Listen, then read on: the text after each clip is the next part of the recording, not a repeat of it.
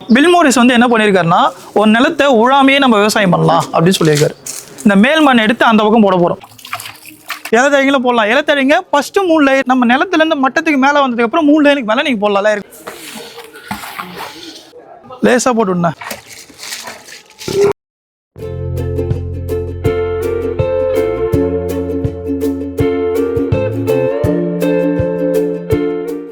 Bill மோரிஸ்ன்னு சொல்லிட்டு ஆஸ்திரேலியாவில் இருக்கக்கூடிய ஒரு அறிஞர் என்ன பண்ணியிருக்காருன்னா, காடுகளை வந்து சர்ச் பண்ணார்.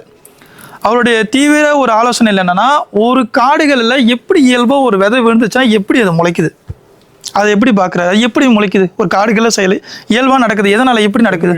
அப்போது ஒரு காடுகளில் என்ன மாதிரி செயல்பாடு நடக்குதுன்னா, மரத்துலேருந்து இலத்தழைகள் கீழே விழுது. நீங்கள் சொல்லும் போது பறவைகள் மூலயமாவும் மரத்திலிருந்தே விழக்கூடிய விதைகள் தானாகவே கீழே விழுது. அது விழுந்து லேசாக காற்றடிக்குது. காற்றடித்த உடனே லேசாக என்ன ஆயிடுதுன்னா, அந்த இடத்துல அந்த மேலே இலத்தழைங்கள்லாம் மேலே போடுது, மக்குது. அதுக்குன்னு தேவையானப்போ மழை பெய்யுது, திருப்பி முளைக்குது. இந்த ரொட்டேஷன்லேயே இருக்கக்கூடிய ஒரு விஷயம் வந்து பார்த்தீங்கன்னா, ஏன் ஒரு விவசாயி அந்த வேலையை செயல்படல? நம்ம எல்லாமே நம்ம வரும்போதே காய்கறி, கத்திரிக்காய், வெண்டைக்காய், தக்காளி எல்லாமே வந்து பார்த்தீங்கன்னா டேரெக்டாக ஒரு விவசாயிகிட்ட படைக்கும் போது தாத்தா கிட்ட பாட்டியில் கொடுத்துட்டுருப்பாங்களா?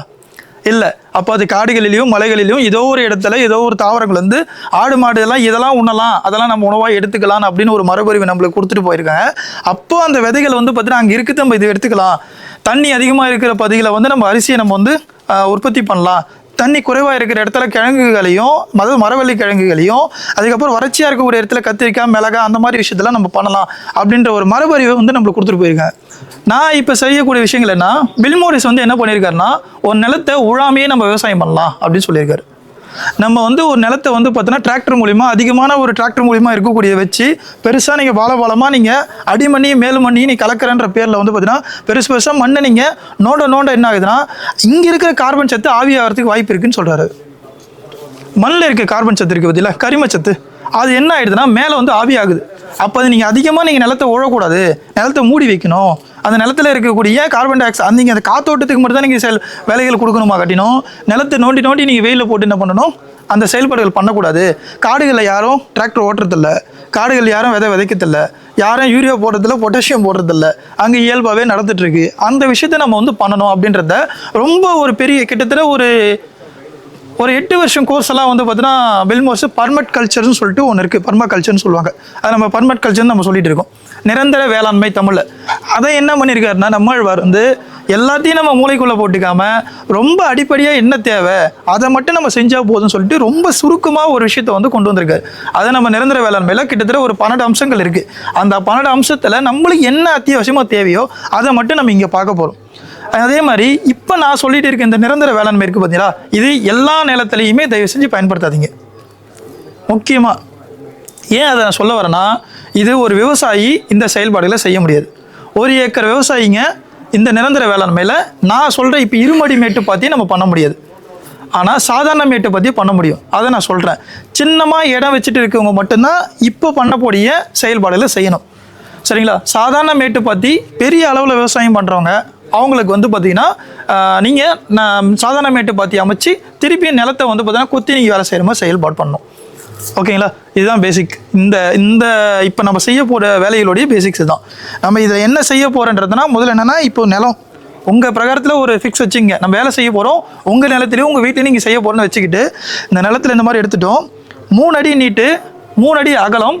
நீட்டு வந்து எவ்வளோனா எடுத்துங்க, கிட்டத்தட்ட 50 அடியா 60 அடியா 40 அடியா அதெல்லாம் எந்த ஒரு பிரச்சனையுமே அந்த மாதிரி எடுத்துங்க. இதை நம்ம என்ன பண்ண போகிறோம்னா, இந்த மேல் மண் இருக்குல்ல, இந்த மேல் மண்ணை கொத்த போகிறோம். 2 பேரும் இல்லை, ஒருத்தர் வாங்க, ஒருத்தர் கொத்துற வேலையை பாருங்கள், யாராவது வாங்க. நம்ம இப்போ என்ன பண்ணணும்னா, இந்த மேல் மண் இருக்குல்ல, இந்த மேல் மண் எடுத்து அந்த பக்கம் போட போகிறோம். இந்த பக்கம் கொஞ்சம், அந்த பக்கம் கொஞ்சம் போட போகிறோம். நல்லா கட்டமாக இந்த அது ஆல்ரெடி கோடு போட்டிருக்கேன் பார்த்தீங்களா, அந்த இடத்துல அந்த நீட்டுக்கு வரணும். கொத்தி இந்த பக்கம் எடுங்க. அந்த இருமடி மேட்டு பாத்தி அப்படின்றது என்னன்னா, அதை பற்றி நான் தெளிவாக சொல்லிடுறேன். இங்கே இருமடி மேட்டு பாத்தின்றது ஒரு சாண்ட்விச்லாம் நீங்கள் பார்த்துருப்பீங்களே, சாண்ட்விச்சில் எப்படி இருக்கும், நீங்கள் ஒரு லேயர் கீழே பண்ணு வச்சுருக்காங்க, நடுவில் என்ன ஸ்டஃபிங் என்னென்ன இருக்கும், கிட்டத்தட்ட ஒரு 3-4 அடுக்கு இருக்குல்ல, அந்த 3-4 அடுக்கு வந்து பார்த்தீங்கன்னா கார்பன் சத்தும் உள்ளே இருக்கிற நுண்ணுயிர்களுக்கு உணவு கொடுக்க போகிறோம். அந்த மாதிரி ஒரு அமைப்பை தான் நம்ம செய்ய போகிறோம். அது என்னென்னன்றதை நம்ம அப்படியே ஒன்றுனா நம்ம பார்ப்போம். நம்ம முதல்ல இந்த மாதிரி இருக்க நிலத்தை கொத்துங்க. உங்களுக்கு கொஸ்டின்ஸ் நிறைய இருக்கும், ஆனால் இது முடியும் போது உங்களுக்கு ஒரு ஐடியா கிடைக்கும். உங்களுக்கு குழி மாதிரி எடுக்கணும். கிட்டத்தட்ட நீங்கள் மேல் மண்ணு மொத்தத்தையுமே எடுக்கணும், அடிமண்ணே எடுக்க வேண்டியது இருக்கும். இங்கே நீங்கள் மேல் மண்ணை மட்டும் எடுத்துங்க. சல்லி வேர்களை மட்டும் கணக்கு போட்டு வேலையை செய்யக்கூடாது. ஆணி வேர் தான் ரொம்ப முக்கியமானது. அது பேசியிருப்பார்ல, ஆணி வேரோட பற்றி எவ்வளோ முக்கியமானு சொல்லியிருப்பார். ஆணி வேர்கள் ரொம்ப ரொம்ப முக்கியமானது. அந்த அளவுக்கு நீங்கள் ஆழம் போக வேண்டியது இருக்குது. இந்த சல்லி வேர்களோட வேலைகள் என்னென்னா, நம்மளுக்கு சத்து, அதனோட ஃபீடிங் ரூட்ஸ் அங்கே தான் இருக்கும். சுற்றி இருக்கிற இடத்துல வந்து ஈரப்பதத்தையும் அதுக்கு தேவையான கார்பன் சத்தையும் எடுத்துக்கூடி தான் அந்த இடத்துல அந்த பக்கம் அந்த வேலைகள் செய்யப்படும். அப்போ நம்ம என்ன பண்ண போகிறோம்னா, மேலே குறைஞ்சதும் நம்ம 2 அடிக்கு வந்து பார்த்தீங்கன்னா அதுக்கு தேவையான ஒரு தாவரத்துக்கு அதிகபட்சம் தேவையான கார்பன் சத்தை வந்து கொடுக்க வேண்டியதாக இருக்கும். வெறும் ஒரு தாவரம் 7% மட்டும்தான் ஒரு கார்பன் சத்தை எடுத்துக்கூடியது. அந்த ஒரு 7%க்காக நம்ம எவ்வளோ பெரிய வேலை செய்கிறோம்.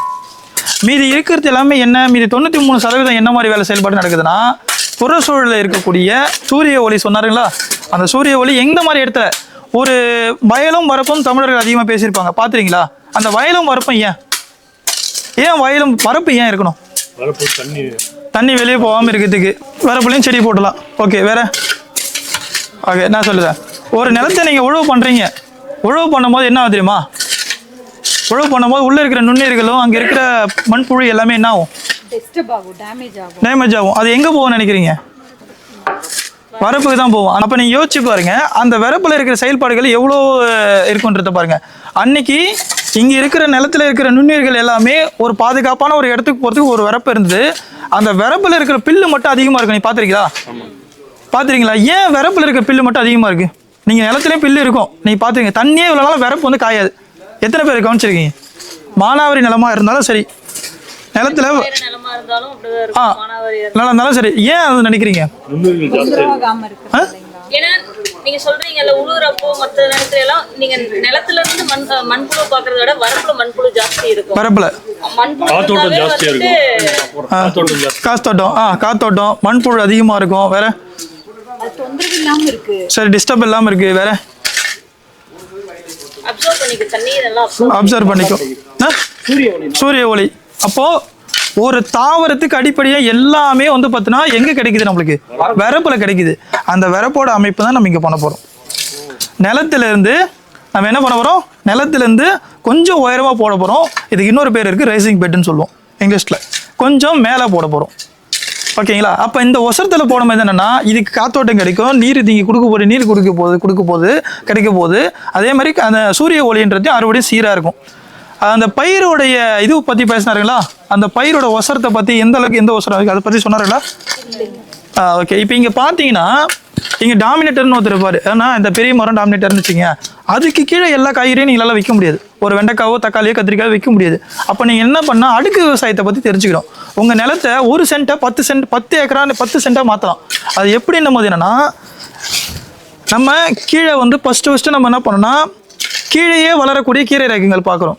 பூமிக்கு அடியில் வளரக்கூடிய கிழங்கு ரகங்கள் பார்க்குறோம். அதுக்கப்புறம் அந்த கீரையை விட ஒசரமாக இருக்கக்கூடியது, அதை விட ஒசரமாக இப்போ மிளகாய் போடுறோம், அதுக்கப்புறம் தக்காளி போடுறோம், அதுக்கப்புறம் வெண்டைக்காய் போடுறோம், அதுக்கப்புறம் கத்திரிக்காய் போடுறோம், அதுக்கப்புறம் ஒரு பப்பாளி, அதுக்கப்புறம் ஒரு அகத்தி. அப்போ இது எத்தனை அடுக்காகுது? 7 அடுக்கு. நான் சொன்னது 7, கிட்டத்தட்ட நீங்கள் 15 அடுக்கு அந்த மாதிரி பண்ணலாம். அப்போ 15 அடுக்காக நீங்கள் என்ன பண்ணுறீங்க? 1 சென்ட்டாக இருக்கிறத 15 அடுக்காக நீங்கள் பயன்படுத்தலாம். அப்போ இந்த இடம் வந்து நீங்கள் 1 சென்ட் என்ன சொல்லிங்களா? இங்கே 1 சென்ட் நிலத்தில் விவசாயம் பண்ணுறோன்னு நினைக்கிறோம். நம்ம அந்த 1 சென்ட் இருக்கிறத நம்ம பல அடுக்கு விவசாயமாக நம்ம மாற்றுறோம். நுனி காய்கறிகள் யாரு? தண்டு யாருக்கு? மாடுகளுக்கு. அடியில் இருக்கிறது மண்ணுக்கு. இதை நம்ம ஃபாலோ பண்ணுறோமா? கிடையாது. அடியோட வேறு எடுத்து போயிடும். மண்ணுக்கு நீங்கள் வந்து லாஃப் ரிட்டனே கிடையாது. ஒரு மண்ணிலேருந்து நம்ம எடுத்துக்கூடிய சத்து திருப்பி நம்ம கொடுக்குற மாதிரி எதுவுமே பண்ணுறது கிடையாது. வெறும் நம்ம மண்ணில் சுரண்டுற மாதிரி தான் இருக்காங்கட்டும், மண்ணுக்கு திருப்பியும் நம்ம உணவு கொடுக்கறது கிடையாது. அந்த வேலைகள் நம்ம இங்கே செய்யணும். அந்த வேலைகளை செய்யாமல் தான் தவறாக இருக்குது. அப்போ நீங்கள் என்ன பண்ணனா, மண்ணுக்கு நீங்கள் தரணும் அப்படின்னாக்கா குறைஞ்சதும் உங்கள் மண்ணை பற்றி நீ தெரிஞ்சுக்கணும். என் மண்ணில் எத்தனை அடிக்கு வந்து பார்த்தா மேல் உங்களுக்கு ஏன் இந்த மேல் மண் அடிமணி ஏன் இவ்வளோ தூரம் சொல்கிறேன்னா, இப்போ இங்கேயே பார்த்தா தெரியும் உங்களுக்கு மேல் மண் என்ன நேரத்தில் இருந்துச்சு, அடிமணி என்ன நேரத்தில் இருக்குது. மேல் மண் எந்த மாதிரி பொலப்பொலப்பு தன்மை இருந்துச்சு, அடிமணி எந்த மாதிரி பொலப்பொலப்பு தன்மை இருக்குது, எந்த மாதிரி கெட்டியாக இருக்குங்களா? கெட்டியாக இருக்குல்ல. அந்த கெட்டியாக இருக்கிற அளவுக்கு கூட நீங்கள் என்ன பண்ணணும்னா, நுண்ணுயிர்களுக்கு உணவு அடியிட்ட கொடுத்தீங்கன்னா அப்போ என்ன ஆகுனா, மேலே இருக்கிற செடிகளுக்கு, மேலே இங்கே கொடுக்க போகிற வளரக்கூடிய தாவரங்களுக்கு இன்னும் கொத்தி விடுங்க லைட்டா.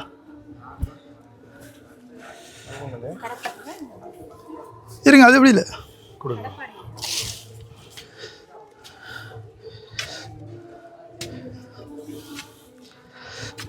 இன்னும் நல்லா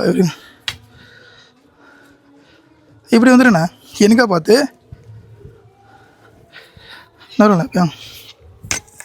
போடுங்க, நேராக போட்டு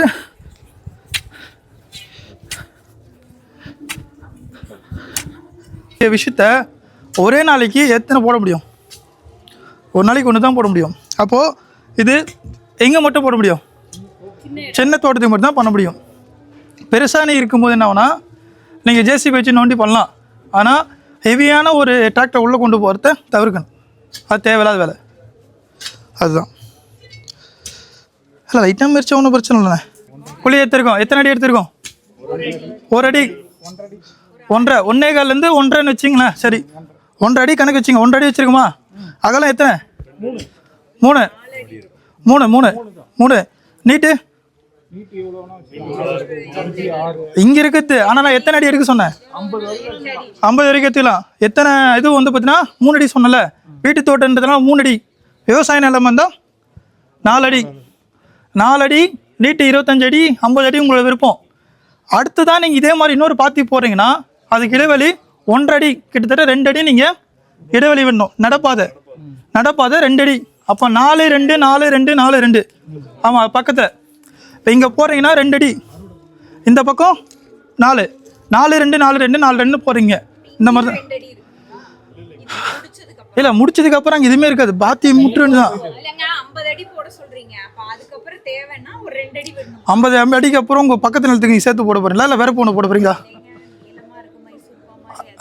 அக்கா, நீங்கள் நிலத்தை பிரிக்கிறத பொறுத்து நீங்கள் 70 அடி கூட போடுங்க. ஆனால் நீங்கள் 70 அடி நீங்கள் ஒரு பாத்திக்கு திரும்பி போயிட்டு வருவீங்களா இல்லை பாதியில் நடந்து போவீங்களா? 20 அடியில் போவீங்களா? இப்போ நான் சொல்கிறது வந்து இதுதான் ஐடியா. நீட்டு எவ்வளோனா போட்டுக்கலாங்க. நிறைய பேர் இங்கே பண்ணுற மாதிரி 5 அடிக்கு 1 5 அடிக்கு 1 போட்டுனா அந்த இடம் இருக்குல்ல 2 அடி விடுறீங்களா நடுவில், வேஸ்ட்டு தானே நடக்கிறதுக்கு. அப்போது அதிகபட்சம் 25 அடி வச்சுங்க. 25 அடி வச்சிட்டிங்கன்னா ஈஸியாக போய் நடந்து இப்போ பக்கத்தில் இருக்க பாத்திக்கு போகிறதுக்கு உங்களுக்கு ஈஸியாக இருக்கும். ஸோ அதுதான் ஓகேங்களா. நெக்ஸ்ட்டு இதுதான் நான் சொல்ல 4 அடி 2 அடி 4 அடி 2 அடி நீங்கள் கணக்கு வச்சிங்க. 1.25 அடி 1.5 அடி ஆழத்தை எடுத்தீங்க. அடிமண்ணை தனியாக வச்சுங்க. உண்மையை சொல்ல போனால் இன்னொரு விஷயம் என்னென்னா இங்கே 2 மண்ணுமே கொஞ்சம் வளம் இருக்கிறதுனால ஒரே மாதிரி இருக்குது. நீங்கள் மற்ற நிலத்தில் பார்த்தீங்கன்னா மேல் மண் ஒரு மாதிரியும் அடிமண் ஒரு மாதிரி இருக்கும். மேல் மண் தனியாகவும் மேல் மண் தனியாகவும் அடிமண்ணை தனியாக வைக்கணும். ஓகேங்களா. இந்த மேல் மண்ணை என்ன பண்ணணும்னா இந்த மேல் மண்ணை ஒரு பக்கமும் அடிமண்ணை ஒரு பக்கம் வச்சுக்கோங்க. இந்த மேல் மண்ணை ஃபஸ்ட்டு என்ன பண்ணால் அடியில் போடணும். அடிமண்ணை மேலேயும் மேல் மண்ணை அடியிலையும் போடணும். ஓகேங்களா. அப்போது நம்ம என்ன பண்ணுறோன்னா மேல் மண்ணில் ஒரு நுண்ணீர் இருக்குல்ல, அந்த நுண்ணீர் என்ன பண்ணணும் அடிமண்ணுக்கு மேல் மண்ணுக்கு நம்ம என்ன பண்ண போகிறோம் சேர்த்து உரமும் சேர்த்து கொடுக்க போகிறோம். அப்போ அங்கே என்ன ஆகுனா புதுசாக ஒரு நுண்ணீர்களை உருவாகிடும். ஸோ அந்த வேலையை செய்ய போகிறோம். இப்போ முதல் முறையாக நம்ம என்ன பண்ணால் அடி லேயர் ஃபஸ்ட்டு லேயரில் கணக்கு வச்சுக்கணும். யாராவது சொல்லணும் ஃபஸ்ட்டு லேயரில் நம்ம என்ன கொடுக்க போகிறோம்? ரொம்ப நாள் மக்கத்து.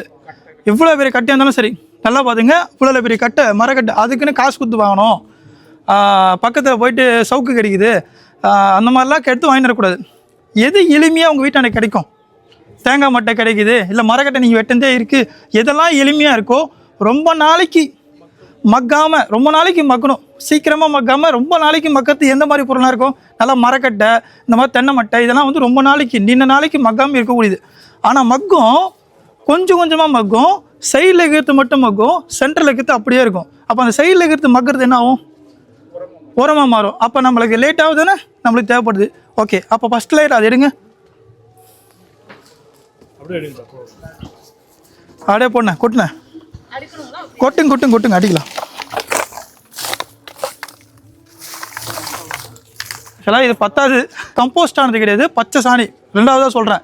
இந்த மாதிரி ஃப்ரெஷ்ஷாக இருக்கக்கூடியதை இது மேலே போட்டு நம்ம வீட்டுக்கு தெளிக்கிறதுக்கு எப்படி கரைச்சிப்போம், பால் மாதிரி கரைச்சிப்போம்ல, அதை எடுத்து என்ன பண்ணோம்னா மேலே இதுக்கு மேலே தெளிக்கணும்.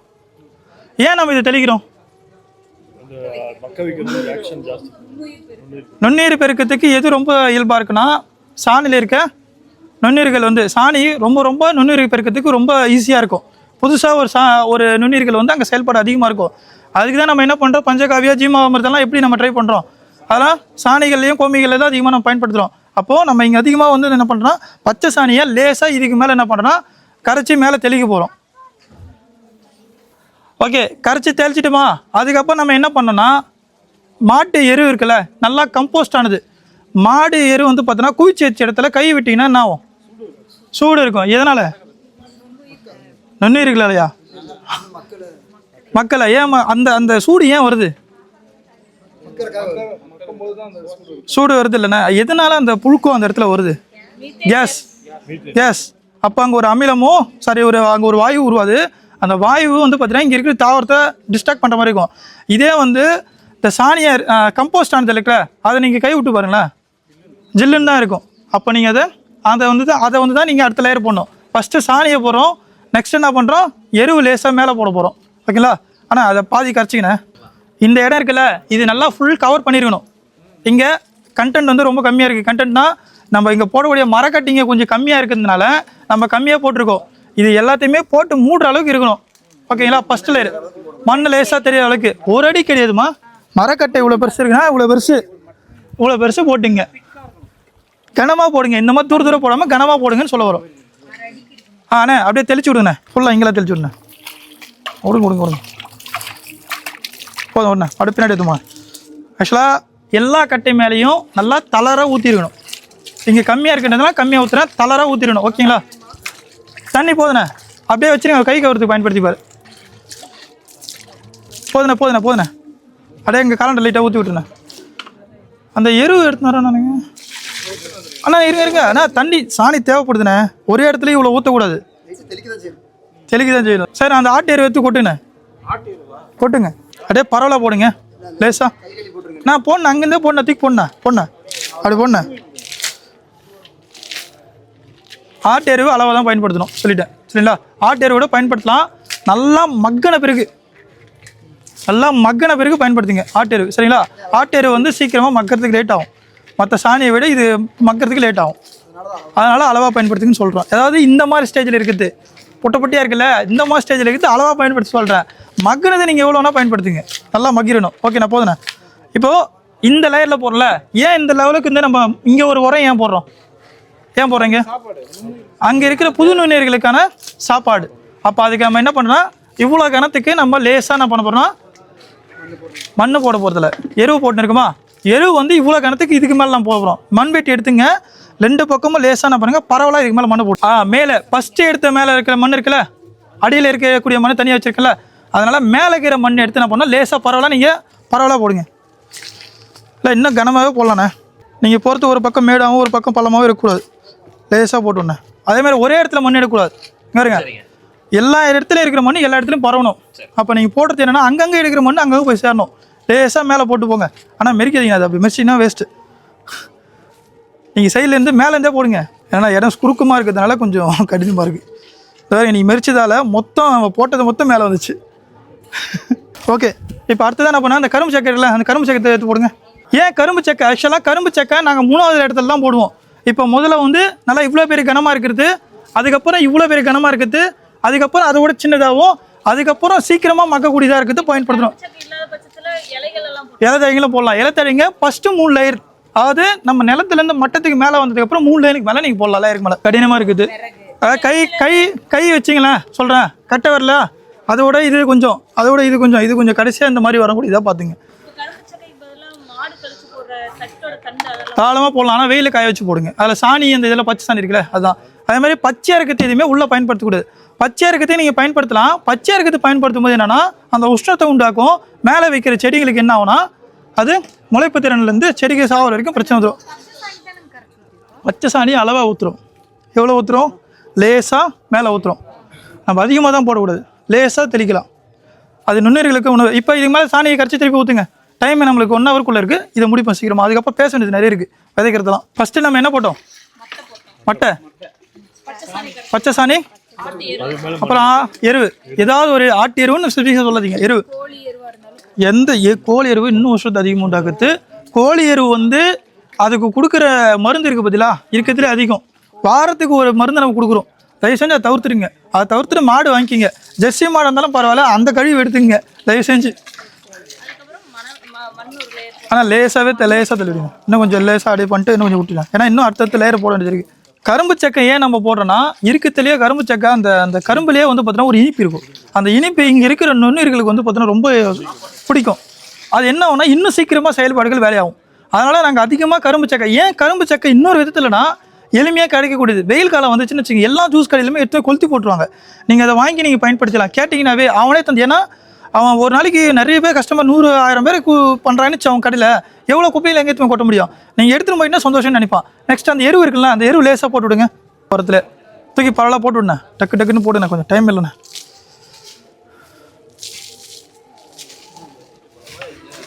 நம்ம அடுத்த லேயரில் வந்து நம்ம என்ன பண்ணிடுறோம்னா இப்போ போடணும் மண். இப்போ போட்டிங்களா? இன்னும் கொஞ்சம் இல்லை, அந்த இடத்துல லேசாக மண்புழு உரமே நான் சொல்லியிருக்கா, நான் எருவுன்னா சொன்னேன். நான் மண்புழு உரமே சொல்ல. மண்புழு உரம் தயவு செஞ்சு வாங்கியோ கடையில் வாங்கியோ பயன்படுத்தாதீங்க. அதை பயன்படுத்துறதுக்கு நீங்கள் வெளியே போயிட்டு ஒரு ட்ராக்கு ஒரு விவசாயிகிட்ட வாங்கினா 1500 கொடுத்தா கூட வாங்கிக்கிங்க. அதோட கம்பேர் பண்ணாமல் இது எவ்வளோ பெஸ்ட்டு. ஓகேங்களா? சரி, நான் இன்னொரு விஷயம் சொல்கிற மாதிரிங்க, அந்த அளவுக்கு மூடுற அளவுக்கு போடணும். இந்த அளவுக்கு இருக்கக்கூடாது. கம்மியாக இருக்கிறதுனால போடுறேன், நல்லா கனமாக பரவலாக இருக்கணும். இப்போ மண் லேசாக போட்டு அணைங்கண்ணே. ஆமாம், லேசாக நம்ம இவ்வளோ கணத்துக்கு போடுறோம். பரவலாக போடணும் இல்லைங்களா? ஆமாம், அந்த மம்டி எடுத்து போடணும்.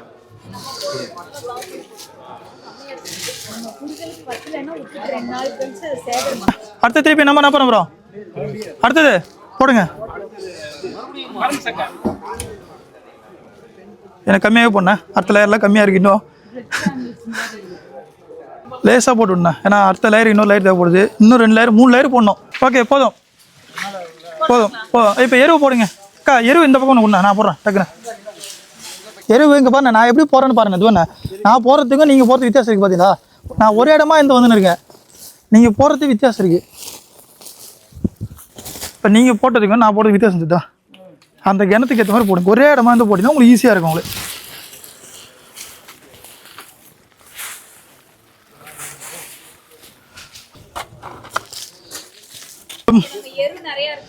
எரு அதிகமாக பயன்படுத்தலாம். நீ இப்போ நம்ம எரு அதிகமாக போட்டுதுன்னு வச்சுலாம், கிட்டத்தட்ட எரு மண் இதுவெல்லாம் கணக்கு போட்டால் இவ்வளோ கிணத்துக்கு வந்திருக்கும். ஒரு எப்படி சொல்கிறது, ஒரு மரக்கட்டை அடுத்த லேயர் இன்னும் அதோட இன்னொரு சின்ன மரக்கட்டை, அதோட சின்ன மரக்கட்டை கணக்கு போட்டால் கிட்டத்தட்ட இப்போயே வந்து பார்த்தீங்கன்னா உங்களுக்கு 3வது லேயர் மேலே வந்துட்டு இருக்கும். நம்ம நிலத்துலேருந்து மட்டத்துக்கு மேலே வந்துட்டு இருக்கும். இப்போ இல்லைன்றதுனால தான் இவ்வளோ கம்மியாக வந்துட்டு இருக்கு, வேறு எதுவும் இல்லை.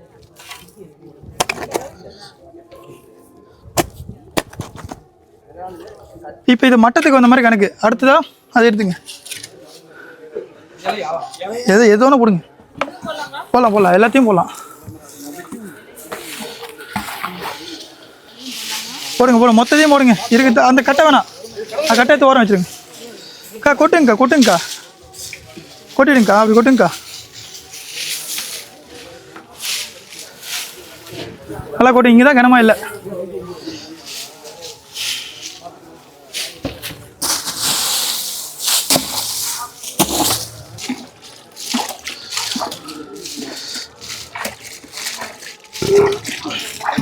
ஆக்சுவலாக இப்படி தான் தெளிக்கணும். எப்படி சேராக தெளிக்கல பார்த்தீங்களா? சேராக தெளிக்கணும். இப்போ நீங்கள் எங்கெல்லாம் மக்கு நீங்கள் போகிறீங்களோ, அதாவது காஞ்ச எல்லாம் சிறக்கு போகிறீங்களோ, அங்கே எல்லா இடத்துலையுமே இதை நீங்கள் பயன்படுத்தி ஆகணும். நன்னு இருக்குது போதும். நான் இருக்குது அப்படியே பரவாயில்ல ஊற்றி விடணேன். பரவாயில்ல ஊற்றி விடுங்க, ஒன்றும் இல்லை, ஊற்றி விடுங்க. அந்த எருவை எடுத்து கொட்டினேன். ஏதாவது ஒரு பக்கெட்டு காலி பண்ணுங்கள், இன்னொரு பக்கெட்டு தேவைப்படுது. அந்த பக்கெட்டு வச்சுருங்க. இந்த மாதிரி தான் தள்ளணும்.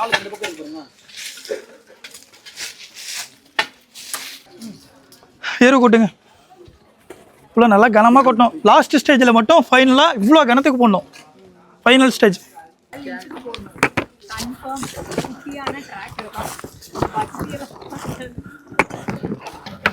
அந்த சின்ன பப்பாளி எந்த அளவுக்கு வேறு இருக்கு பாருங்க.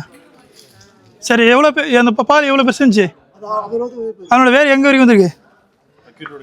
கீழே வரைக்கும் வந்துருக்கு. அப்போ நீங்கள் நினச்சி பாருங்கள், இப்போ என்ன மாதிரி ஒரு மரம் இருக்குன்னா என்னை விட டபுள் மடங்கு உள்ளே போகும். அப்போ எந்த அளவுக்கு நீங்கள் உள்ளே தர வேண்டியது இருக்குது இன்புட்டு. இப்போ செதுக்கி இன்னும் இருக்கிற மண்ணை மொத்தத்தையுமே குழிக்கணும். மெயின் அந்த பக்கம் தான் மண்ணு. அந்த வேலை அந்த உஷ்ணம் குறைஞ்சி மக்கிற ஸ்டேஜுக்கு போகிற வரைக்கும் நீங்கள் பயன்படுத்தக்கூடாது. பச்சை தலை மூடாக்கா போடலாம். தண்ணி கொடுக்கணும். உள்ளே கொடுத்தாதான் நீங்கள் உள்ளே இருக்கிற மக்கு உள்ளே இருக்கிற. ஓகே, இப்போ நம்ம ஃபைனலாக எப்படி இருக்குது பார்க்க.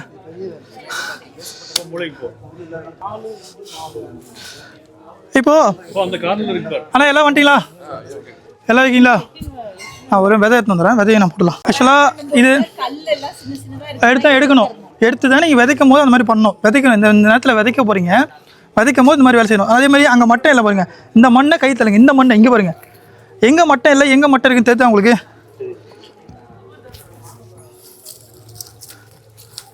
பாருங்க, இப்படி தான் மண்ணு மட்டை தண்டை தான். இப்போ விதைக்கிறதுக்கான நேரம். பாத்தி போடாச்சு. இந்த பாத்தி ஒரு தடவை பார்த்துருவோம். பாத்தி எப்படி போடணும்? ஃபஸ்ட்டு எத்தனை அடி ஆழம் எடுத்தோம்? 1.5 அடி. ஃபஸ்ட் லேயரில் என்ன பண்ணோம்? தேங்காய் மட்டை அதிகமாக நீண்ட நாள் நான் தேங்காய் மட்டை சொன்னதை விட்டுருங்க. பொதுவாக என்ன பண்ணணும்? ஏதாவது ஒரு அதாவது ரொம்ப நாளைக்கு ரொம்ப லேட்டாக மக்கக்கூடிய மரக்கட்டிங்க. அடுத்துதான் பச்சை சாணி. எதுக்காக? நுண்ணுயிருக்கு பெருக்கத்துக்காக. அடுத்ததான் நம்ம என்ன பண்ண போறோம்? மண்ணு. இங்க இருக்கிற மண்ணு மாதிரி தான் இருக்கு. ஆனா எனக்கு தெரிஞ்சு கொட்டியிருப்பாங்க. முதல்ல பச்சை சாணி நல்லா கம்போஸ்ட் ஆனது. 2வது லேயர். 3வது லேயர் நம்ம என்ன பண்ண போறோம்? எதுக்கு அந்த மண்ணை போடுறோம்?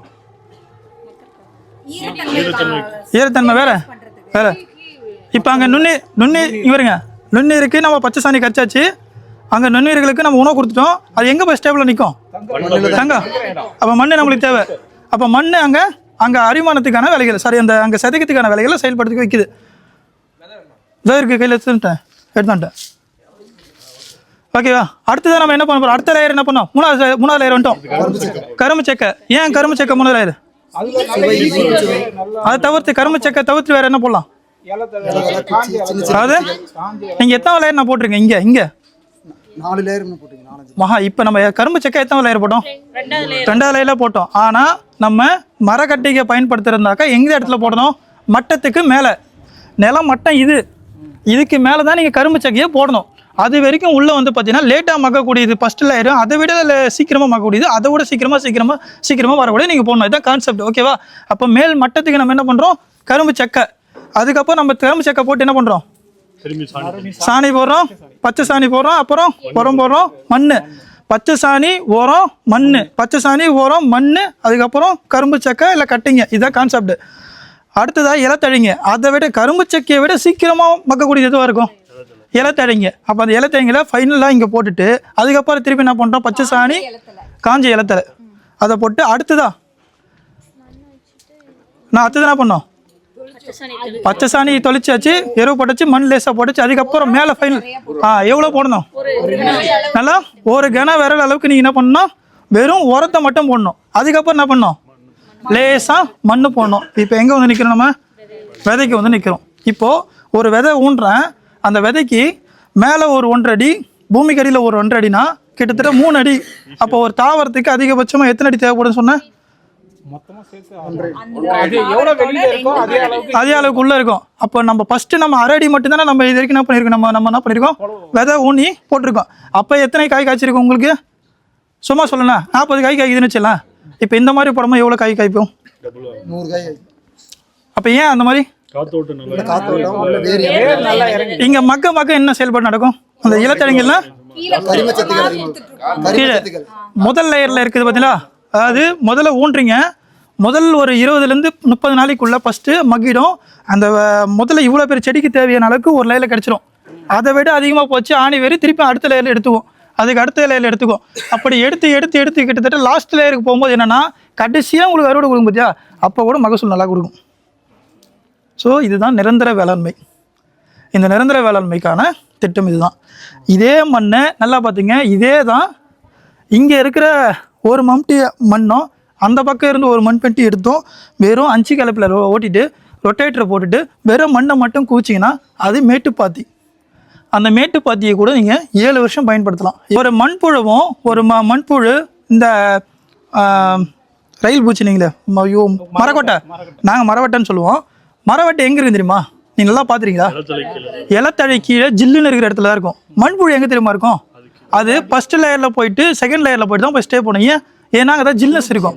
அப்போ நாங்கள் மல்ச்சிங் போட்டு நீங்கள் மேலே ஒரு குளிர்ச்சியான ஒரு கொடுத்துட்டீங்கன்னா அந்த காத்தோட்டத்துக்கு என்ன ஆகும்? கீழையும் மேலேயும் போவோம். அப்போ கீழே மேலேயும் போகும்போது என்ன ஆகும்? வேறு காற்று வாட்டம். அப்போ அந்த தாவரத்துக்கு அடிப்படையாக தேவைப்படக்கூடிய கார்பன் என்ன பண்ணும்? கிடைச்சிடுமா? கிடைச்சிட்டா? நம்ம இயல்பாக நடக்கக்கூடியது ஒரு பக்கம் இருந்தாலும் நம்ம என்ன பண்ணுறோம்? இன்னொன்று கிட்டத்தட்ட சாண்ட்விச் மெத்தடில் ஒரு 7 அடுக்குக்கு நம்மளாம் திருப்பி கார்பன் சத்து உண்ட அளவுக்கு ஒரு செயல்பாடு கொடுத்துருக்கோம். அப்போ ஒரு தாவரம் இப்படிலாம் வளரும் பார்த்துங்க. சாண்ட்விச் மெத்தடும் சொல்லலாம். நீங்கள் அது ரைஸ்டு பெட்டு, இருமடி மேட்டு பாத்தி, நீங்கள் எப்படி இருமடி மேட்டு பாத்தி, இதுதான் கான்செப்ட்டுங்க. நான் ஏன் மூடாக்கு பற்றி சொன்னால் அதுக்கு பேர் மூடாக்குன்னுவாங்க, இங்கிலீஷில் மல்ச்சிங்னுவாங்க. அந்த மல்ச்சிங் வந்து இன்றைக்கி ட்ரெண்டிங்கில் மல்ச்சிங் ஷீட்டாக பயன்படுத்துகிறாங்க. அந்த மல்ச்சிங் ஷீட்டு தேவையில்ல. அந்த மல்ச்சிங் ஷீட்டுங்களாம் என்ன மாதிரி பிரச்சனை வருதுன்னு சொல்லியிருப்பார் சுந்தர். அதை நிலத்தில் போட்டு அப்படியே ரொட்டேட்டர் போட்டுருவாங்க. கிட்டத்தட்ட உங்களுக்கு 10,000 வருடங்கள் ஒரு 100 வருடங்கள் வச்சுக்கலாம், உங்கள் தலைமுறையை பாதிச்சு அடுத்த தலைமுறையை பாதிக்கும். இது நம்ம பண்ணோமா? வேணாம். அதுக்கு அப்போது இங்கே மல்ச்சிங் போகிறதுனால வெறும் காத்தோட்டத்தையும் நீரோட்டத்தையும் மட்டும் தடுக்காமல் அங்கே இருக்கிற நுண்ணுயிர்களுக்கு நம்ம திருப்பி நம்ம என்ன பண்ணுறோம், மேலே இருக்கிறதுக்கு நுண்ணுயிர்களுக்கு உணவு வந்து பார்த்தீங்கன்னா மல்ச்சிங்கில் தடை மூலமாக கொடுக்குறோம். ஓகேங்களா? ஸோ இந்த மாதிரி செயல்பாடு பண்ணுறோம். இதை வந்து சாதாரண மேட்டுப்பாத்தியாக நீங்கள் பண்ணும்போது மல்ச்சிங் மட்டுமே கொடுத்துட்டே இந்த செயல்பாடுகள் பண்ணிகிட்டே இருந்தீங்கன்னா 7 வருஷம் வரைக்கும் வச்சுட்டுலாம் அந்த பெட்டு. இது பர்மனெண்ட் ஸ்ட்ரக்சர். அது 7 வருஷம் 5 வருஷம் நீங்கள் வச்சுடலாம். அது சாதாரண மேட்டுப்பாத்தி. நான் வெறும் மண் 5 கலப்பில் ஓட்டுறேன்னா பள்ளம் எடுக்காமதினா 5 கலப்பு ஓட்டுறீங்க, ரொட்டேட்டர் போட்டுறீங்க. ரொட்டேட்டரை போட்டு உங்கள் மண் வெட்டி எந்த அளவுக்கு உங்கள் நிலத்தை ஆழும் போதோ அந்த அளவுக்கு 2 பக்கமும் சமமாக எடுத்துங்க. 4 அடி 2 அடி 4 அடின்னு இது எதுவுமே போட தேவையில்ல. அப்படி உங்ககிட்ட நீங்கள் போடணும்னு ஆசைப்பட்டீங்கன்னா பள்ளம் எடுக்காமல் நிலத்தை மண்ணை வாரி போடுறதுக்கு முன்னாடி ஒரு லேயர் கரும்பு சக்கையை மட்டும் நல்லா கனமாக போட்டுட்டு அதுக்கு மேலே எடுத்து போட்டு எருவு போட்டு பண்ணிங்கன்னா போதுமானது. அதுவே வந்து உங்களுக்கு 7 வருஷத்துக்கு வருது. வீட்டுக்கு 4 அடியில் இருக்கிறதுல என்னென்ன விதைக்கலாம்? ஒரு வெண்டைக்காய் விதைக்கிறீங்க, எத்தனை விதை விதைப்பீங்க? வெண்டைக்காய் 10 இல்லை, ஒரு அடிக்கு 1 8. ஒரு அடிக்கு 1 8. சொல்லுங்க நீங்க. நான் என்ன பார்த்தா 8.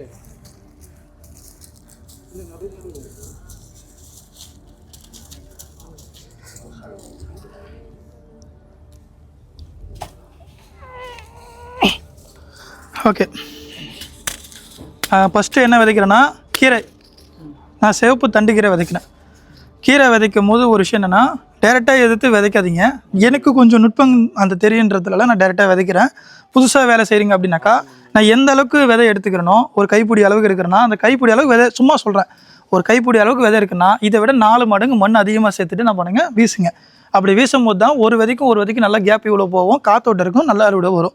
ஒன்று. இப்போ எனக்கு வந்து நான் போட்டு சும்மா அங்கங்கே போடுறதுனால அது அந்தளவுக்கு இருக்கிறதுனால ஈஸியாக போடலாம். இப்போ நான் எடுக்கிற அளவு பாருங்கள், நான் எவ்வளோ தூரத்தில் போகிறேன்னு மட்டும் பாருங்கள். இது வரும்ல, எவ்வளோ தூரத்தில் போடணும் அது பாருங்கள். எங்கே போய் வீச்சு எது வரைக்கும் வந்து இது அவ்வளோதான். இந்த விதை இங்கே வருங்க, அவ்வளோதான். இந்த விதை தான் எனக்கு போதுமானது. இன்னும் நீங்கள் அடர்த்தியாகவும் போடலாம், ஆனால் இந்த இடத்த வந்து நம்ம டாமினேட் பண்ணிவிடும்.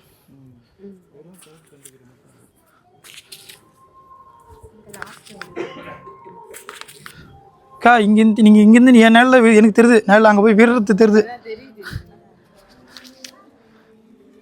இதில் இவ்வளோ விதை இருக்குது, இன்னும் அப்படியே வச்சுட்டுருங்க. இது தனியாக வச்சுக்கலாம் அப்படிங்க. ஓகேவா? இதில் ஒரு சந்தேகம். இப்போ இந்த அளவு மட்டும் நான் போடலாம் அப்படின்னு நினச்சா போடலாம். அந்த அளவு மட்டும் தாராளமாக உங்களுக்கு தேவையான அளவு போட்டுங்க. நான் ஏன் கீரை போட்டேன்னு தெரிஞ்சுக்கினீங்கன்னா நீங்கள் ஃபுல்லாகவே போட்டுருவீங்க. இல்ல, அது வந்து என்ன காரணம் தெரியும், லேயர் ஃபார்மிங்காக போடுறீங்க. அது கூட கிடையாது. இன்னொன்று சொல்கிறேங்க. ஸோ ஃபஸ்ட்டு நான் என்ன பண்ணியிருக்கேன், கீரை விதைச்சிருக்கேன்னா கீரை விதைச்சிட்டதுக்கப்புறம் நம்ம என்ன பண்ணோம்னா நடுவில் மக்காச்சோளம் வந்து பார்த்தீங்கன்னா நல்லா பார்த்தீங்க, மக்காச்சோளம் இங்கே விதைக்கிறேன் நான் சென்டரில் லைனாக இருக்குல்ல, மக்காச்சோளம் விதை இல்லை இப்போ. அதனால நான் சொல்கிறேன், இதை நுட்பத்தை நீங்கள் நோட் பண்ணி வச்சிங்க. இது வருங்க, இங்கே நடுறேன் 1/2 அடிக்கு 1 1/2 அடிக்கு 1. எத்தனை கிராப்னு கணக்கு போட்டுங்க. நடுவில் சென்டரில் மக்காச்சோளம். ஓகேங்க. அடுத்ததான் நான் என்ன பண்ணுறேன்னா ஒரு வெண்டைக்காய் 1/2 அடி தான் நடணும். 1/2 அடி தான் நடணும், அதிகபட்சம் 3/4 நடணும். ஏன் மக்காச்சோளத்தை எத்தனை அடி நடணும்னு நினைக்கிறீங்க? இல்லை, தள்ளி நடாமல் ஏன் நிறுத்தமாக 1/2 அடி விடுறீங்க? ஏன் நடனம் கேட்குறேன், ஏன் அதான் கேட்குமா? நேலுக்கா இதுக்குங்களா கலப்பை பாலினேஷன். ஏன் அது பாலினேஷன் எப்படி ஆகும்னு நினைக்கிறீங்க? மக்காச்சோளம் ஆண் பூ, எது ஆண் பூ எது பெண் பூ? அந்த முடி இருக்குல்ல, முடி அது வந்து தேவையில்லைன்னு நினைக்கிறீங்களா? ஏன் தேவை? எத்தனை பேருக்கு தெரியும்? நம்ம என்ன நினைக்கிறோம், தேவையில்லைன்னு நினச்சிங்களா? அவ்வளோ முக்கியமானது தான் அந்த முடி. அதுதான் சூலகமே. மேலே இருக்கிற பூ தான் வந்து பார்த்தீங்கன்னா மகரந்த அங்கே வந்து கொட்டும். ஒன்று அந்த பார்த்தீங்கன்னா அந்த முடி எல்லாமே அந்த கானில் போயிட்டு டச் ஆகிருக்கும். அதுதான் வந்து பார்த்தீங்கன்னா அதில் காணா மரம் ஆகும். நீங்கள் அப்போ எந்த அளவுக்கு நீங்கள் கிட்ட நீங்கள் போகிறீங்களோ மகரந்தம் இந்த செடிலேருந்து அந்த செடியில் வியும், அந்த செடிலேருந்து இந்த செடியில் வியும். நீங்கள் தூரம் வெட்டிங்கன்னு வச்சுக்கலாம், அது வியாது, பாலினேஷன் இருக்காது, அந்த லைனில் எதுவுமே இருக்காது. ஆமாம். ஸோ இதுதான் அனுபவம். இது அனுபவம்ன்றது இதுதான் சரியானது முறை. 3/4 அடி அதிகபட்சம் நட்டுங்க நண்பா, கரெக்டாக இருக்கும். ஓகே, நெக்ஸ்ட்டு நான் என்ன பண்ணுறேன், மொக்காச்சலத்துக்கு 3/4 அடிக்கு நான் சொல்கிறேன், மொக்காச்செடி 3/4 அடி மொக்காச்சலம். ஓகே, இப்போ நெக்ஸ்ட்டு நான் என்ன பண்ணுறேன்னா வெண்டைக்காய் நடுறேன். வெண்டைக்காய் எப்படி நடுறதை பாருங்கள். இது வெண்டைக்காய், நான் இப்போ வெறும் வெண்டைக்காய் மட்டும் தான் நட போகிறேன். வீட்டு தோட்டன்றதுனால நீங்கள் மற்ற விதைகளையும் நீங்கள் கலப்பயிராக பண்ணிக்கலாம். இல்லை வெண்டைக்காய் தக்காளி, நான் வெண்டைக்காய் சொல்கிற எல்லா இடத்துலையுமே கத்திரிக்காய் தக்காளி மிளகாய் நீங்கள் நடவு பண்ணிக்கலாம். ஓகேங்களா? இப்போ இங்கே நட்டுட்டுனா இந்த இடத்துலேருந்து பாருங்கள், இங்கே தெரிஞ்சுங்களா எவ்வளோ ஆழத்தில் நட்டுருங்க? 1 இன்ச்சு. அது 1 இன்ச்சுனா இவ்வளோ வருமா? அதில் நான் 1 இன்ச்சை நட்டேன். நான் சொல்கிறது வந்து பார்த்தீங்கன்னா இந்த கோடு இருக்குல்ல, இந்த கோடு அளவுக்கு தான் நீங்கள் நடனமே ஒரு விதையை. அதாவது ஒரு விதை அதை விட அதனுடைய 2 மடங்கு கன அளவு தான் நீங்கள் மேலே மண்ணே போடணும். ஒரு விதையோட கன அளவு விட 2 மடங்கு நீ மேலே மண்ணு போட்டால் போதுமானது. இப்போ ஒரு பூசணிக்காய் விதை இவ்வளோ பெருசு இருக்குன்னா நீங்கள் இவ்வளோ போட்டிங்கன்னா முளைச்சிக்கும். அதே பூசணிக்காய் விதை வந்து பார்த்தீங்கன்னா இவ்வளோ போட்டு இவ்வளோ தூரம் பழம் தோட்டி போட்டிங்கன்னா சமாதானம் கணக்கு அது. ஸோ அதனால் அது மாதிரி பண்ணக்கூடாது. ஏன் அதனா உள்ளே இருக்கிற விதைனா முளைக்கிறாங்க, ஏங்க முளைக்கல அப்படின்னாக்கா, ஒரு விதை வந்து எப்படி முளைக்குன்னா முதல்ல முளைக்கும் போது அந்த விதையில் இருக்கிற சக்தியை வச்சு தான் 2 இலை விடும். அதுக்கப்புறம் தான் மண்ணில் இருக்கிறது எடுக்கும். அப்போது நீங்கள் அதுக்கேற்ற மாதிரி தான் நீங்கள் மேலே நீங்கள் லேசாக போடணும். அதே மாதிரி எருவு போட்டு, அதை மேக்ஸிமம் விதை போட்டு எருவு தான் மேலே போட்டு மூடுவாங்க. நம்ம இங்கே எருவும் போட்டிருக்கோம், எல்லாமே இங்கே கலந்து கொடுத்துக்கிறதால நீங்கள் டேரெக்டாக விதைக்கலாம். நிறைய பேர் என்ன பண்ணணும்னா இதுக்கு மேலே மூட்டை எருவு போடுவாங்க, லேசாக 1 லேயர் மட்டும் நீங்கள் தாராளமாக போடலாம். இப்போ இதெல்லாம் விதைச்சிட்டு லேசாக போடலாம். அது நான் சொல்கிறேன். அதையும் நாங்கள் வந்து மூட்டை எருவுன்னு என்ன பண்ணால் கீரை போட்டுட்டு மேலே லேசாக போடுவோம். மூட்டை எருவுன்னு சொல்லுவாங்க. எல்லாம் ஒன்று தான், எல்லாமே ஒன்று தான். அதை எடுத்து இப்போ இவ்வளோ கணா போடல ஃபுல்லாக லேசாக போடுவோம் நாங்கள். லேசாக பெப்பர் அப்படி போடும்ல, அந்த மாதிரி போடுறேன் பாருங்க. இங்கே விதைச்சிட்டேன். இதோட இங்கே ஒரு விதை, அங்கே ஒரு விதை. இந்த பாத்திலே வந்து பார்த்தீங்கன்னா அதிகபட்சம் 4 விதை தான் விதைக்கணும். அப்போ 4 விதைனா 4 செடிங்க தான். 4 செடினா என்ன செடிங்க? வெண்டைக்காய் கத்திரிக்காய் தக்காளி மிளகான்னு சொல்லிட்டு இவ்வளோ பெரிய இடத்துல நீங்கள் 4 தான் நடணும். நீங்கள் இந்த அளவுக்கு நீங்கள் இந்த இடத்துல 8 செடி 10 செடிலாம் நட்டிங்கன்னா அதில் அந்த அளவுக்கு ஈல்டு கிடைக்காது. நாட்டு ரகத்தில் ஹைப்ரிட் வந்து பார்த்தீங்கன்னா நீங்கள் இவ்வளோ பெருசு போட்டால் முட்டியாளில் வந்து பார்த்தீங்கன்னா 4 காய் காய்ச்சிட்டு போயிடும். நீ பக்கத்தில் இருக்கிற காய் 4 காய் காய்க்கும். இந்த 4 செடி நீங்கள் நட்டிங்களா பக்கத்தில், அதெல்லாம் எடுத்துகிட்டு ஒரே செடி விட்டு பாருங்கள். நான் சொல்கிறது நாட்டு ரகத்துக்கு இடைவெளின்றது ரொம்ப ரொம்ப முக்கியமானது. சரிங்களா? இடைவெளி எந்த அளவுக்கு நீங்கள் கொடுக்குறீங்களோ அந்த அளவுக்கு வந்து பார்த்தீங்கன்னா காய்ப்பு இருக்கும். ஓகேங்களா? இது ஒன்று. நாங்கள் யாராவது விதைங்க இங்கேருந்து இங்கே கிட்டே அங்கே வா. இல்லை நீங்கள் கையை ஃபஸ்ட்டு உள்ளே விடக்கூடாது. நான் இங்கே பாருங்கள், இந்த 2 விரலுக்கு இதில் இது பாருங்க. நீங்கள் ஒரு விதை விதைக்குது அப்படின்னா இப்போ ஒரு ஏக்கர் எப்படி விதைப்பீங்க? ஒன்று ஒரு வச்சுருப்பீங்களா? வச்சிட்டிங்கன்னா இங்கே நீங்கள் வைங்க. இது பாருங்க, இப்படி வைங்க. தெரிஞ்சுங்களா? இந்த 2 விரல வச்சுட்டு இங்கே பாருங்க, லாக்கு மாதிரி ஏற்றினீங்கச்சியா மண்ணே மூடிக்கும். உண்மையாக சொல்ல போனால் நம்ம எதுவுமே பண்ண தேவையில்ல. இப்போ இங்கே விதைச்சாச்சு, அங்கே ஒன்று வைங்க. இந்தம்மா இன்னும் கொஞ்சம் இல்லை இன்னும் கொஞ்சம் முன்னாடி வா. உள்ள அங்கே வை. ஸோ இப்போ எத்தனை வச்சுருக்கோம்? எத்தனை? 4 வெண்டைக்காய். ஃபஸ்ட்டு நம்ம என்ன ஃபஸ்ட்டு கீரை, அதுக்கப்புறம் மக்காச்சோளம், அப்புறம் வெண்டைக்காய்.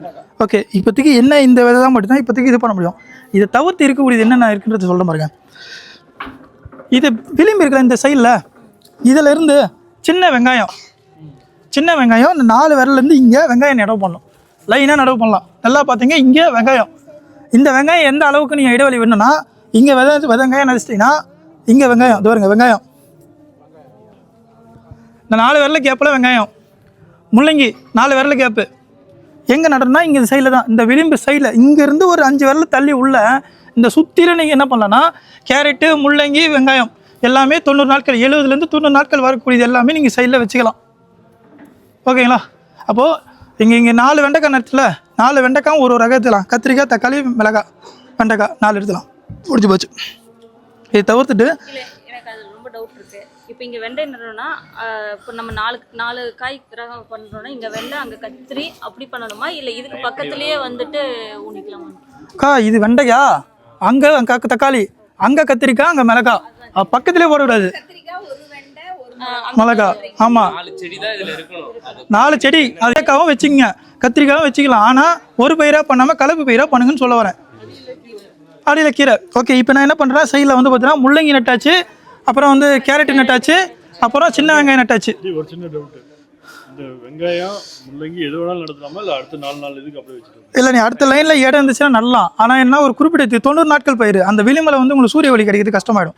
ஏன்னா இப்போ இங்கே இருக்கிற வெண்டைக்காய் செடி வந்து பார்த்தீங்கன்னா இப்போ இங்கே நிறையச்சுல இப்போ இங்கே இருக்க ஒரு இலை வந்து பார்த்தீங்கன்னா இங்கே டாமினேட் பண்ண ஆரம்பிச்சிடும். ஆனால் இங்கே இருக்கிறது வளரும். ஏதோ ஒரு வெண்டைக்காய் இல்லை வந்து இது இருக்கு. ஆமாம், நீங்க நிக்கிறது தான் கிழக்கு கிழக்கு மேற்கு. இந்த நைட்டில் போடக்கூடாது. ஏன்னா சூரிய ஒளி வந்து பார்த்தீங்கன்னா நம்மளுக்கு நம்ம ஒரு தாவரத்துக்கு அதிகபட்சமான வெயில் வந்து பார்த்தீங்கன்னா என்ன தேவைன்னு நினைக்கிறீங்கன்னா இந்த வெயில் கிடையாது, மாலை வெயில். காலை வெயிலும் மாலை வெயிலும் தான் ரொம்ப ரொம்ப இம்பார்ட்டன்ட் இருக்குது. அதனால தான் நம்ம என்ன பண்ணால் கிழக்கு மேற்கு போடும்போது என்னன்னா இந்த பக்கம் உதிக்கும் போதும் ஒரு வெயில் நம்ம உடம்புக்கே காலை மாலை வெயில் தாங்க நல்லது.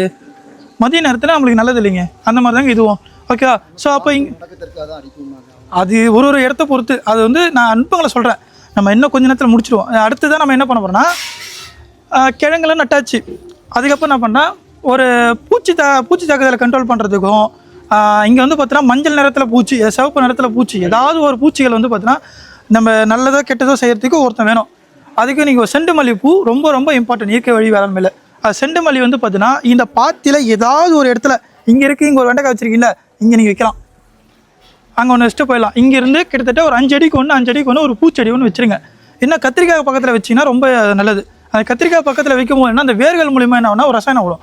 அந்த வேர்கள் வந்து பார்த்தீங்கன்னா வேர்ப்புழு தாக்குதலை கண்ட்ரோல் பண்ணுது. இது செண்டு மல்லியில் இருக்கிற செடி வந்து கத்திரிக்காய்க்கு இந்த அளவுக்கு சப்போர்ட் பண்ணுது. செண்டு மல்லி பூ வைக்கிறேன். செண்டு மல்லி பூ கணக்கு எடுத்தீங்களா? நெக்ஸ்ட்டு இதில் வந்து பார்த்தீங்கன்னா கீரை போட்டாச்சு. இதுக்கப்புறம் என்னென்ன பண்ணால் வருட பயிராக ஒன்று ஆட் பண்ணோம். வருட பயிர்னா இந்த மாதிரி பப்பாளியாக இருக்குல்ல, இந்த பப்பாளி எங்கே கொடுக்குறோன்னா இங்கே ஒரு பப்பாளி கொடுக்குறீங்க. நல்லா பார்த்தீங்க, இங்கே ஒரு பப்பாளி, அதோடு கிட்டத்தட்ட ஒரு 15 அடி இல்லை ஒரு 12 அடி. காலையில் ஒன்று காலையில் ஒன்று. இது பாத்தியோட கணக்குன்னு பார்த்தா 25 அடி வச்சுருப்பேன். அப்போ தலை காலில் அங்கே வீலா? அப்போ நீங்கள் என்ன பண்ணால் 12 அடி இல்லை 15 அடி உங்கள் இது வச்சுங்க. 12 அடி முடிச்சா என்ன அவ்வளோதான். இது வந்துட்டேன். அப்போது இங்கே பப்பாளி. அதுக்கப்புறம் என்ன பண்ணேன்னா அகத்தி 15வது அடியில் ஒரு அகத்தி கீரை செடி இருக்கணும். அகத்தி இது ஏன் இதெல்லாம் சொல்கிறேன்? அகத்தி நைட்ரஜன் ஃபிக்ஸிங். காற்று கண்ணுக்கே தெரியாமல் அந்த இலைகள் மூலமாக மண்ணை வளப்படுத்தும். அந்தளவுக்கு ரொம்ப நுட்பமானது அகத்தி செடி. ஓகேங்களா?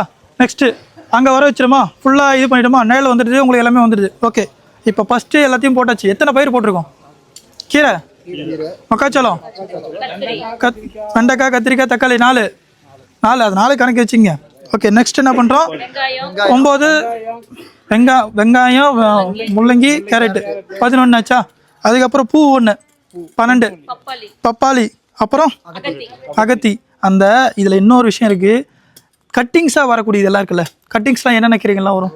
புதினா வருதா, பொன்னாங்கண்ணி வருதா, அந்த மாதிரி இதெல்லாம் நீங்கள் எங்கே பண்ணணும்னா இந்த சைடு விளிம்பு இருக்குல்ல, அந்த சைடு விளிம்பில் நீங்கள் என்ன பண்ணணும்னா இங்கே வைக்கணும். இந்த இடத்துல இது மண் சரிவை தடுக்கும். அப்போது அது ஒரு 4 பேர் கணக்கு வச்சுக்கோங்க. அது ஒரு 4 பேர். மொத்தம் எத்தனை பயிர் வருது? 10. அப்பயே 11 ஆயிடுச்சுண்ணா. 17 ஆயிடுச்சிங்களா? அப்போ 17 பயிர் நம்ம இந்த இடத்துல பண்ண முடியுமா முடியாதா? சரி, இதை முதல்ல அறுவடை திருப்பி ஆரம்பிமா. கீரை ஃபஸ்ட்டு. கீரை எத்தனை நாளில் வரும்? 21 நாள். 21 நாள்லேருந்து 25 நாளில் நீங்கள் என்ன பண்ணுறீங்க? அறுவடை பண்ணுறீங்க. அடுத்தது வந்து பார்த்தீங்கன்னா 30வது நாள் உங்களுக்கு என்ன அறுவடை வரும்? சாரி, இது 30 நாள் அந்த இது வச்சிங்க. மக்காச்சோளம் 60 நாளில் வந்துடும் உங்களுக்கு. அடுத்தது அதான் சொல்ல வந்தேன். கீரை ஃபஸ்ட்டு நம்ம அறுவடை பண்ணிடுறோம். கீரை முடிச்சுட்டு மக்காச்சோளத்துக்கு வரும். மக்காச்சோளம் வந்து பார்த்தீங்கன்னா 60லேருந்து 70 நாளைக்குள்ளே நீங்கள் உணவாக எடுத்துக்கலாம். 70 நாளைக்கு போனாக்கா நீங்கள் விதைகளாக எடுத்துக்கலாம். அதுக்கப்புறம் என்ன பண்ணுறோம்? முள்ளங்கி, கேரட்டு எல்லாமே ஒரு 70லேருந்து 80-90 நாளைக்குள்ளே உங்களுக்கு அறுவடை கொடுத்துரும். அது முடிஞ்சதுக்கப்புறம் என்ன பண்ணால் 70வது நாளில் நீங்கள் வச்ச வெண்டைக்காய் பூ பூக்க ஆரம்பிச்சிடும், கத்திரிக்காய் பூ பூக்க ஆரம்பிச்சிடும், தக்காளி பூக்க ஆரம்பிச்சிடும். அப்போ இங்கே என்ன ஆகுனா அடுத்த ஒரு 120-130வது நாளில் வந்து பார்த்தீங்கன்னா செயல்பாடுகள் அந்த மெயினாக வச்ச கிராப்புக்கு வந்து செயல்படாது. இதுக்கு நடுவில் ஒரு கிழங்கு மறந்துட்டேன். நடுவில் ஒரு கிழங்கு இந்த இதில் வந்து பார்த்தீங்கன்னா சக்கரவள்ளி கிழங்குல மஞ்சள், கஸ்தூரி மஞ்சள், மாயிஞ்சி ஏதாவது ஒன்று நடுவில் நீங்கள் வந்து அந்த மாதிரி நடுவில் வந்து பார்த்தீங்கன்னா அங்கங்கே ஒரு கிழங்கு வந்து நீங்கள் வச்சு வைக்கணும். கிழங்கு தேவை ஒரு பாத்தியில் ஒரு கிழங்கு. ஆமாம், இது வந்து மெயினாக எங்கே கிராப் வைக்கிறீங்க? மெயின் கிராப்பில் அது ஒன்று ஆட் பண்ணிங்க. ஏதாவது வைங்க மெயின் கிராப். அந்த வெண்டைக்காய் நான் சொன்னல, வெண்டைக்காய் 4 தக்காளி, அது ஏதாவது ஒரு இடத்துல ஒன்று வச்சிங்க, கிழங்கு ஒன்று வச்சிங்க. ஓகேவா? நெக்ஸ்ட்டு நம்ம என்ன பண்ணுறோன்னா உங்களுக்கு மெயினாக விற்கக்கூடிய வெண்டை, தக்காளி, கத்திரிக்காயில் உங்களுக்கு அறுவடை வந்துச்சு. அது முடிச்சதுக்கப்புறம் எதில் வந்து உங்களுக்கு அறுவடை வரும்? வெங்காயம்லாம் முடிஞ்சிச்சு. அப்போ தானே கத்திரிக்காயே வந்துட்டோம். கத்திரிக்காய் வந்துட்டு என்ன பண்ணலாம்? பப்பாளி கொடுக்குது. பப்பாளி நம்மளுக்கு எப்போ வருட பயிராக வருது? வருஷத்துக்கு. அப்போ நம்மளுக்கு எத்தனை நாளைக்கு நம்மளுக்கு கரெக்டாக நம்மளுக்கு வருமானம் கொடுத்துட்டு இருக்க மாதிரி இருக்குது. கீரை கொடுக்குது, மக்காச்சோளம் கொடுக்குது, முள்ளங்கி கொடுக்குது, கத்திரிக்காய், முள்ளங்கி அந்த ரகம்லாம் கொடுக்குது. அப்புறம் உங்களுக்கு வெண்டைக்காய், தக்காளி, கத்திரிக்காய்லாம் கொடுக்குது. அப்படியே கடைசி வருமானமாக நம்மளுக்கு பப்பாளி வந்து நிற்குது. இதில் புதினாலாம் நீங்கள் அறுப்பு அது எப்போன்னா அறுத்துக்கலாங்க. 45 நாளில் அறுத்துக்கலாம். 45 நாளில் நீங்கள் அறுத்துக்கலாம், 50 நாளில் இருக்கலாம், 55 நாளில் இருக்கலாம். இடைப்பட்ட நேரத்தில் 60 நாளைக்குள்ளே அந்த அறுப்பில் அறுத்துக்கலாம். ஸோ இது ஒரு திட்டம். இப்போ நீங்கள் யோசிச்சு பாருங்கள், இதில் எத்தனை விதமான காய்கறி இருக்குது, எத்தனை விதமாக நீங்கள் சமைச்சு சாப்பிடலாம், அறுவடை பண்ணலாம். இந்த ஒரு பெட்டு ஒரு நாளைக்கு நீங்கள் இந்த மாதிரி விதைச்சிட்டிங்கன்னா அடுத்த பெட்டு திருப்பி இன்னொரு நாள் போட்டிங்க. இந்த மாதிரி ஒரு நாளைக்கு 5 பெட்டு நீங்கள் வேலை செஞ்சுட்டு ஒரு வாரத்துக்கு 5 பெட்டு கணக்கு போட்டிங்கன்னா ஃபஸ்ட்டு பெட்டு ஒரு 21 நாள் உங்களுக்கு இது ஒரு விவசாயியாக பண்ணும்போது வருமானம் கொடுக்கும். வீட்டு தோட்டமாக இருக்கிறவங்களுக்கு உணவுக்கு தேவையானது கிடைக்கும். ஓகேங்களா? இதில் ஏதாவது சந்தேகம் இருக்கா? இன்னொன்று, ஏன் விதையே போடாமல் நாற்று எடுத்து வைக்கிறது? ஆமாம், நீ டைரெக்டாக அந்த வேலையை நீ ஒரு வெண்ணெய் ஊன்றல, அப்போ உங்ககிட்ட நாற்று தயாராக இருக்கணும். தக்காளியும் மிளகா இருக்குல்ல, விதை ஒன்றும் வராது. கேரட் இதெல்லாம் ரொம்ப பொடிசு அப்படி அது நீ தயார் பண்ணணும். உன் நிலத்தை நீ இந்த பார் போடும்போது நீ அந்த வேலைலாம் தயார் பண்ணி வைக்கணும். இதுதான் திட்டன்றது ரொம்ப முக்கியம். நீ ரெடியாக வைக்கணும். நீ பார் போடுற நிலத்தை உள்ற வேலை செய்யறனாக்கா நீ 21 நாள் முன்னாடியே நீ இந்த வேலை செய்யணும்.